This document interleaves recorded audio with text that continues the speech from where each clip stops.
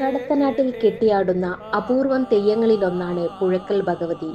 വടകരക്കടുത്തുള്ള ചരണ്ടത്തൂർ മൂഴിക്കൽ ഭഗവതി ക്ഷേത്രത്തിലാണ് തെയ്യം കെട്ടിയാടുന്നത്.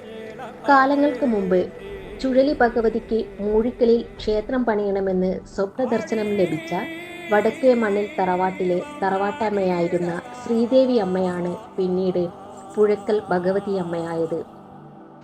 അക്കാലത്ത് നിത്യവും ക്ഷേത്ര ദർശനം നടത്തുമായിരുന്ന ഇവർ ഒരിക്കൽ പുഴക്കരയിൽ നിന്ന് അപ്പം കഴിച്ചുകൊണ്ടിരിക്കെ ദേഹാസ്വസ്ഥതയുണ്ടാവുകയും മരണപ്പെടുകയുമായിരുന്നു.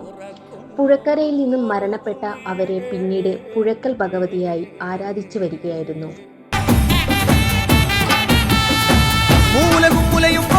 മൂളികളുടെ നർത്തനമായി ദാരിക കണ്ഠം വെട്ടിയറുക്കുമ്പോൾ ഭൂമി ചെഞ്ചോര ചാന്തിൽ മുങ്ങുന്നേ. രുതിരത്തിൽ നീരാടി കോപത്തിൻ കൊടുമുടിയിൽ മുടിപോൽ നാഗം ജടയായിരയുന്നേ.